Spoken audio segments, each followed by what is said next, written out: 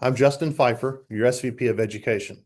This on-tap conversation explores the challenge many rep agency owners face when the business continues to rely heavily on them as it grows. Chris Atwell, a leadership coach who works closely with manufacturer rep agency owners to build more structured and accountable teams, sits down with Anthony Estrada, owner of Ant Company, to unpack why owner dependency happens, where it shows up across sales, CRM, people, and what it takes to step out of the middle without losing control. Chris and Anthony, thank you for the discussion on this important topic. Anthony, I'm so glad that we're doing this. One of the things that I see a lot, especially with growing rep agencies, is that even as the business starts to expand, a lot of it still runs through the owner. And I'm talking about like those sales conversations, customer relationships, a lot of the decisions, and it all kind of like funnels back to that one person, the owner. And on one hand, we know that that's how you build a business, right? But at a certain point, it also becomes the thing that can slow things down. So, what I'd like to do is dig into that a bit and understand from your perspective, why it happens, where does it show up, and what it actually looks like when you start stepping out of the middle without feeling like you're losing control. That sound good? That sounds good to me. Right on, man. Right on. Well, thank you. All right. Well, where do you feel the business still depends on you the most right now? I don't know if it's one particular place. I do feel like as an owner operator of a small agency, things naturally funnel through the owner, right? There are decisions that need to be made, and everyone wants to make sure that they get buy-in from the person who makes the ultimate decision. So I think it's pretty natural. I don't know if there's any one thing holding me down or keeping me locked into that position, but just so many things require my final approval, if you will. Um, to the question, yeah, I can't put my finger on something that I feel like I need to get away from at this moment. Hmm. So Well, yeah, it's hard it's hard not to answer. about getting away, but where does the business still depend on you the most? Yeah, I would say the financial side of the business, obviously, you don't Okay. open the doors um, to for everyone to see. Not everyone gets a chance to look at a P&L, that's for sure. I think they Hmm. understand Hmm. when we're profitable and when we're not, and when we're trying to mine our P's and Q's, if you will. I think there's Hmm. still a lot of sensitive conversations that happen between leadership of larger organizations and myself that I think that information should not be privy to everyone. Might be something that could affect future income or could affect bonuses or things like that. So I'd say most of it's on the financial side. I'm pretty transparent when it comes to requirements, goals, things like that. And what about like on the sales side? Are you still very involved on the sales side? For sure. I mean, again, as an owner operator, I need to be the best leader. I need to be the best coach, but I also feel like I still need to be the best salesperson.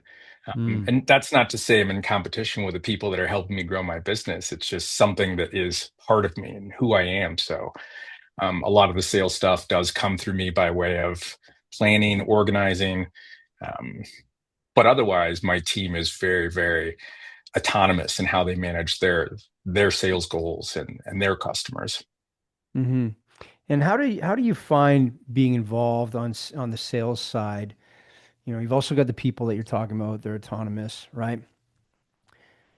Do you find that perhaps you being on the sales side competes with your time being available for your team members and for the finance stuff?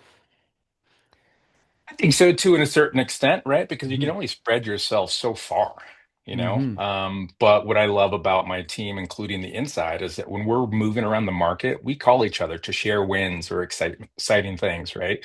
Right. Sometimes it is how do I handle this? Or this is how I handle it. What do you think? But oftentimes it's just sharing wins and being connected. So I feel like that connection is almost enough or makes up for some of the time that I'm spending in front of customers as well. Yeah. So you're very much connected with them on a day-to-day basis and running the business, knowing that for you, it's kind of part of your identity as the owner to be on the road selling right now. And this is common, right? And I'm curious, how long do you see yourself wanting to be in a sales role? And in a perfect world, okay, if you were to hand it off, what makes it hard to fully hand things off? You know what I think it really boils down to is that we are a team of relationship building salespeople, right? Hmm. We certainly know how to sell. We know a difference between a feature and a benefit and how it applies to our customers' everyday needs. But I love the relationships that I've built, and I feel like there's too much time passes between seeing a customer. Um, I feel like you start to lose that a little bit. And that's the Mm. one thing that I don't want to let go is the Uh, relationships, seeing where they are, finding out, if they've had successful years or if they're working through problems that could use my assistance. Those relationships are what I really have a hard time letting go. yeah. If we could just dig a little bit deeper on that, you don't want to let go of those relationships. What is that about? I mean, if you found somebody theoretically, okay, who would take over the territory that you've been managing for so long, what are the things that would you would be afraid of? I again, I think I've got really great people on the road, and they have Mhm. a very similar mindset to the relationship building, and Okay. and they develop a new layer of relationship with those customers. So those customers are in good hands. I don't have to see them as often as I did, but Right. I still want to be around them and be a part of it. Of course. So knowing that I've found good people who I believe other people say that they're good people and I hear great compliments on them, it makes me feel a lot more comfortable stepping back a little bit and not being the go-to every phone call, you know, salesperson for that person. Yeah. So what I'm hearing is you want to make sure that you can trust your team members. You got great team members in place right now. You don't need to step in because they have control. You don't need to be in control of everything, and they're meeting the standards of that relationship building that you're talking about, managing that relationship with the customers. There's this piece of not wanting to step out, and I see it all the time. That's why I'm bringing it up, right? At what point in your business, if it were to continue growing, do you think you would realize that you might have to step away from certain things like managing a territory? Think once we have the appropriate amount of coverage to maintain consistency in a market Hmm. and our team has grown to the point where I need to spend more time developing more, I don't know, more talent, if you will. Hmm. Um, I think that would be the time, but for now, we're not really there, which Yeah. is an okay thing, right? Like you said in the very beginning, it's understandable that so much goes through the owner, especially when the company is building and developing, and um, we're just simply not at a point where so much of my time needs to be covered for leadership type stuff and management type stuff. There's still enough meat on that bone for me to get out and shake some hands and tell Hmm. some jokes. I would imagine that there's some points in the seasons of the business, right, where you recognize that maybe you're showing up more in the business than your capacity allows, right? Mhm. Sales, CRM, people, something else shows up, and it's just like, okay, now I'm getting pulled in 20 different directions. Okay. What do you do differently when those situations occur to create more space for yourself as the owner? Because you need to protect your capacity as the owner, right? So when that starts to creep up on you, how do you handle that? Probably the same way most owners and leaders will is that you buckle in, you work a Mm. little bit earlier in the morning, you work a little later in the evening, you sacrifice a little bit of your own personal time and family time. Hmm. It's the cold hard truth, really. I wish there was a smarter way for me to answer that, but I don't know that there is. That's typically what happens. The nice thing about it is that it's not a constant, right? It doesn't require me to be working on it extra hard every day of Right. the week. Yeah. So it's manageable, and, Yeah. and you can find that balance and put in extra effort when needed. Yeah. So it comes in cycles, and you know, you recognize you need to buckle up and hey, look, I'm going to work a little extra hard this month and until this season passes. It also feels like you're still trying to figure that piece out, right? So, um, what's the impact when that if that started to happen more and more and more? Like right now, you're saying it doesn't happen all the time, okay? But at some point, it does for a lot of owners who are in your shoes. Um, what would the impact be if that were to keep happening for you as an owner?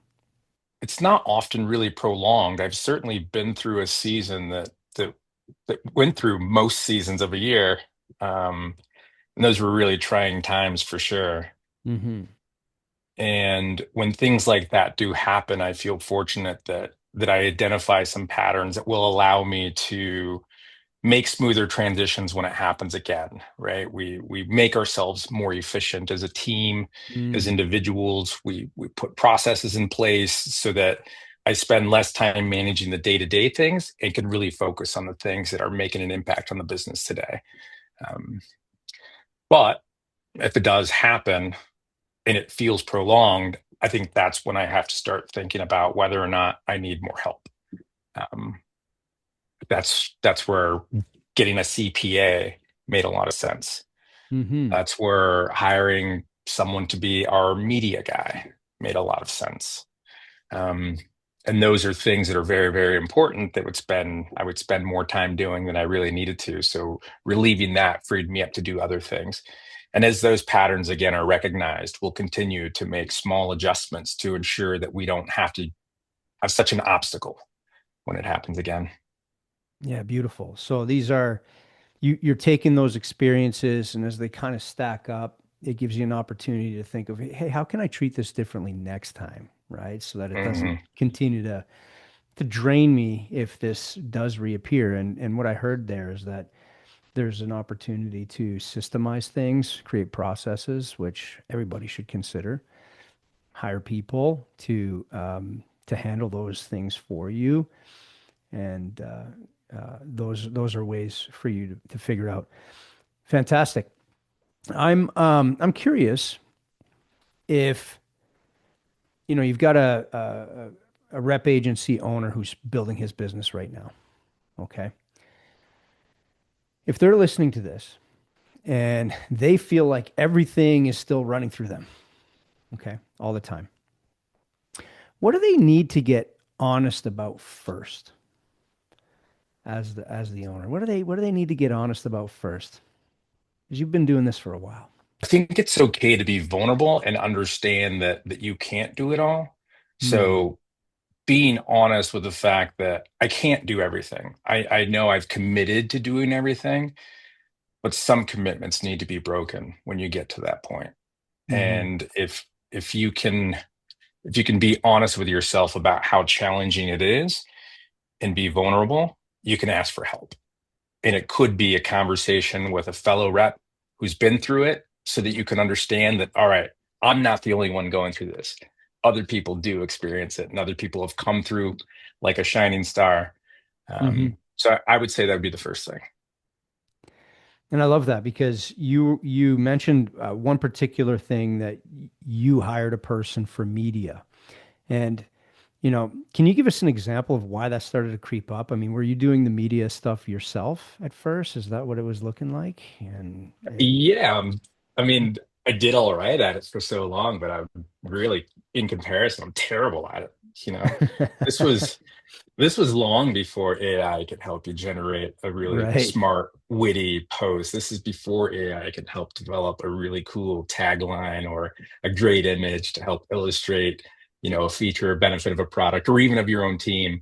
Yeah, and it became overwhelming because it's a stressful thing to put yourself out there and hope that no one catches a spelling mistake or, you know, things like that we're taking up too much time, and I want to put out a good product when it comes to our line cards, our website, our our swag items, our stickers. All these things that help promote our business needed to be done at a much higher level. So hiring him to do that just made an impact on all kinds of things for us, and Yeah. it gave me some weekend nights back to myself and a lot less stress. So Yeah. Beautiful.